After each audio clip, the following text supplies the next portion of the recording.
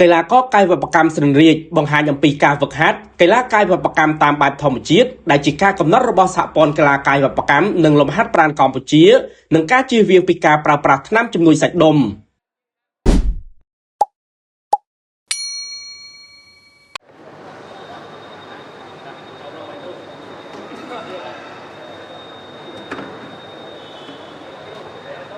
កីឡាករស្រីរាជជាកីឡាករកាយវិបកម្មដ៏ឆ្នើមរបស់កម្ពុជាដែលធ្លាប់បានឈ្នះមេដាយសំរឹទ្ធពីព្រឹត្តិការណ៍ការប្រកួតកីឡាជើងឯកកាយវិបកម្មពិភពលោកបានប្រាប់ឲ្យដឹងថាកីឡាករកីឡាការិនីដែលស្ថិតក្រោមការគ្រប់គ្រងរបស់សហព័ន្ធកីឡាកាយវិបកម្មនិងលំហាត់ប្រាណកម្ពុជាបានហ្វឹកហាត់តាមបែបធម្មជាតិ 100% មិនបានប្រើប្រាស់សារធាតុហាមឃាត់នៅក្នុងកីឡាណាមួយឡើយពួកយើងទទួលបានអាហារជាច្រើនដូចជាសាច់គោសាច់ត្រីបន្លែពងមាន់ទ្រូងមាន់គ្រឿងសមុទ្រផ្លែឈើនិងបាយសុទ្ធតែជាអាហារបែបធម្មជាតិពិតៗកីឡាករកាយវិបកម្មស្រីរាជបានបញ្ជាក់ថាក្នុងនាមជាកីឡាករកាយវិបកម្មនិងលំហាត់ប្រាណកម្ពុជាមិនបានប្រើប្រាស់សារធាតុហាមឃាត់នៅក្នុងកីឡាក្រុមអត្តពលិកទាំងអស់បានគោរពច្បាប់របស់ក្រសួងអប់រំយុវជននិងកីឡាទីភ្នាក់ងារកម្ពុជាប្រឆាំងនឹងដូប៉ាឬហៅថាទីភ្នាក់ងារប្រឆាំងការប្រើប្រាស់សារធាតុហាមឃាត់នៅក្នុងកីឡានៅក្នុងពិភពលោកការទទួលទានប្រចាំថ្ងៃរបស់លោកតាមច្បាប់ដែលបានកំណត់ឲ្យធម្មជាតិមិនបានប្រើប្រាស់ថ្នាំជំនួយសាច់ដុំដូចជាការលើកឡើងរបស់ជនមួយចំនួនតូចឡើយការត្រៀមខ្លួនរបស់ខ្ញុំឥឡូវខ្ញុំកំពុងប្រខាត់ទី1ប្រកួតជើងឯកថ្នាក់ជាតិខែ11ហ្នឹងហើយនឹងទី2ត្រៀមជើងឯកពិភពលោកនៅឯក្រុងវៀងច័ន្ទប្រទេសឡាវការត្រៀមរបស់ខ្ញុំគឺខ្ញុំត្រៀមរយៈពេលបើថាកំពុងតែតម្លើងគីឡូហើយនឹងតម្លាក់គីឡូរយៈពេល6ខែតែជារៀងរាល់ថ្ងៃគឺខ្ញុំត្រៀមមករាល់ថ្ងៃមកខ្ញុំមិនដែលគិតថាតើយើងដល់ថ្ងៃប្រកួតបានយើងតម្លើងគីឡូត្រៀមតម្លើងគីឡូតម្លាក់អីគឺការវឹកហាត់របស់ខ្ញុំគឺវឹកហាត់រាល់ថ្ងៃគឺច័ន្ទដល់អាទិត្យរាល់ថ្ងៃមកបើអាហារដែលខ្ញុំញ៉ាំប្រចាំថ្ងៃ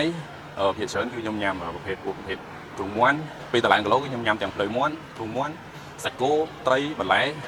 គ្រឿងសមុទ្រហើយនឹងផ្លែឈើហើយបាយការតម្លើងគីឡូរបស់ខ្ញុំគឺខ្ញុំញ៉ាំតែប្រភេទពួកនេះហើយបើសម្រក់ក៏ញ៉ាំប្រភេទបែបហ្នឹងដែរតែត្រូវការប្រូតេអ៊ីនខ្ពស់ជាងហ្នឹងដោយសារប្រូតេអ៊ីនខ្ពស់ប៉ុន្តែខ្ញុំញ៉ាំប្រភេទទ្រូងមាន់ច្រើនហើយនឹងពងមាន់ស្ងោរបើពេលតម្លើងចេះខ្ញុំញ៉ាំមួយថ្ងៃតែ8ខាំមានសាច់តែពេលសម្រក់គឺខ្ញុំញ៉ាំ1គីឡូទៅ1គីឡូ2ខាំអាហ្នឹងអត់បូកអត់មានថាយើងអត់លីឡំជាមួយគ្នាគឺក្នុងមួយថ្ងៃគឺចំនួនសាច់គឺ1គីឡូទៅ1គីឡូ2ខាំហើយបបាយគឺ1គីឡូ2ខាំត្រឹមបាទហើយខ្ញុំក៏សូមផ្ដាំផ្ញើដល់បងប្អូនដែលលេងកីឡាគ្រប់ប្រភេទទាំងអស់មិនថាតែកីឡាកាយវិបកម្មទេសូមបងប្អូនបែងចែកឲ្យដាច់រវាងកីឡាប្រើថ្នាំនិងកីឡាហាត់ធម្មជាតិកីឡាសហព័ន្ធកាយវិបកម្មគឺជាកីឡាករដែលខំប្រឹងហ្វឹកហាត់ដោយធម្មជាតិអញ្ចឹងបងប្អូនគួរតែគាំទ្រកីឡាដែលគ្នាខំប្រឹងហ្វឹកហាត់ដោយសារតម្រង់បានសាច់ដុំមកប៉ុណ្ណេះក៏មិនចំណាយពេលតិចឆ្នាំដែរហូបក៏មិនតិចដែរអញ្ចឹងយើងត្រូវបែងចែកគាំទ្រខាងណាក៏គាំទ្រទៅតែត្រូវដឹងថាកីឡាដែលគាត់ហាត់ធម្មជាតិគឺគាត់ហាត់ធ្ងន់ណាស់គាត់ហូបធ្ងន់ណាស់មិនមែនទៅប្រើថ្នាំជំនួយឲ្យបានសាច់លឿនទេត្រូវថាថ្នាំជំនួយនេះដូចសាច់ខ្ញុំហាត់ 3-4 ឆ្នាំតែថ្នាំជំនួយយើងចាក់តែម្ដង3ខែគឺអាចបានប្រហែលខ្ញុំអញ្ចឹងគុណភាពវាខុសគ្នាតែស្គាល់ថាសាច់យើងមានគុណភាពទេសាច់អត់មានគុណភាពទេអានេះខ្ញុំនិយាយនៅកណ្ដាលទេហើយមួយទៀតបងប្អូនសង្កេតមើលថាមួយឆ្នាំកីឡាកាយវិបកម្មដែលប្រកួតគឺស្លាប់ច្រើនមែនទែនតាមខ្ញុំដឹងព័ត៌មានមករយៈពេលទាំងអស់កីឡាករដែលខ្ញុំស្លាប់រាប់ធូរមកជិត40នាក់ហើយដែលស្លាប់ដោយសារកីឡាកាយវិបកម្មហ្នឹងដោយសារការប្រើប្រាស់ថ្នាំអាហ្នឹងតែបរទេសប្រទេសយើងអត់ទាន់មានឃើញមានទេណាតែប្រទេសយើងមានគឺជាបញ្ហាធ្ងន់ហ្មងព្រោះជាមួយទឹកជាងហើយព័ត៌មានហ្នឹងតែខ្ញុំកំពុងអង្គុយគិតដែរថាហេតុអីបានជាគាត់ប្រើពាក្យបែបហ្នឹងនិយាយមកសម្រាប់កីឡាករកាយវិបកម្មបើចំពោះខ្ញុំកីឡាទាំងអស់មិនថាប្រទេសណាទេគឺសុទ្ធតែមានការវឹកហាត់ផ្សេងគ្នាដូចជារូបខ្ញុំជាកីឡាកររបស់សហព័ន្ធកីឡាកាយវិបកម្មកម្ពុជាគឺខ្ញុំអត់មានប្រើប្រាស់នៅសារធាតុហាមឃាត់ឡើយដោយសារអីទី1គឺខ្ញុំគោរពគោលការណ៍របស់សម្ដេចអនុក្រឹត្យដែលទៅចែងមកថ្មីហ្នឹងបងទាំងអស់គាត់នឹងបានឃើញហើយទី2គឺខ្ញុំគោរពតាមច្បាប់របស់ប្រទេសនិងក្រសួងហើយនឹងកាដាឬមួយក៏វ៉ាដាពិភពលោកអញ្ចឹងការហូបរបស់ខ្ញុំប្រចាំថ្ងៃនេះភាគច្រើនខ្ញុំហូបនៅអ្វីដែលច្បាប់ដែលគេឲ្យយើងហូបបានខ្ញុំអត់ប្រើប្រាស់ដោយប្រើថ្នាំដែលជំនួយសាច់ដុំទេជាពិសេសពួកប្រភេទ steroid តែម្ដងគឺពួកប្រភេទអស់ហ្នឹងគឺខ្ញុំអត់ប្រើប្រាស់ជាដាច់ខាតដោយសាររាល់ថ្ងៃលោកគ្រូអ្នកគ្រូរបស់ខ្ញុំគឺគាត់តែងតែដាស់តឿនពួកខ្ញុំបើយើងទៅប្រកួតបើចាញ់គឺចាញ់ដោយសមត្ថភាពអត់ចាញ់ដោយយកថ្នាំមកប្រើចាក់មករាងកាយរបស់យើងទេព្រោះថ្នាំអស់នេះគឺវាប៉ះពាល់ដល់សុខភាពរបស់យើងខ្លាំងមែនទែនហើយការបកស្រាយរបស់គាត់ខ្ញុំជាកីឡាករធម្មជាតិអញ្ចឹងខ្ញុំតំណាងឲ្យកីឡាករធម្មជាតិទូទាំងប្រទេសខ្មែរហ្មងដោយសារគាត់និយាយបែបហ្នឹងគឺគាត់ប៉ះពាល់ដល់កីឡាករធម្មជាតិទូទាំងប្រទេសខ្មែរហ្មង đại quạt hạt thom chiết đại quạt thom prang prang hạt thom chiếtให้ban sạch đom từ buồnแต่บางคนนี่แบบนั้นคือมีปะปอต่างๆจังยมส้มจานเจ้าในกลายนั้นคือสระไม้ยังคือเนื้อสมบูรณ์กลาก็ทอมเชียดเชิญปุยยมเตออันตรายเชียดประเทศกีก็กินใหญ่ได้กับไทยประเทศไม้ประเทศเวียดนามประเทศลาวคือสมบูรณ์โดยกลาก็ทอมเชียดอันนี้คือยมตัวปอมเมียนปีกลาก็บอเตะมามองได้กวนนี่แบบยมจังประเทศไม้ยังสมบูรณ์กลาก็ทอมเชียดเชิญนะจังบองได้กวนนี่นั้นบองมันสตับบานลือเฮ้ย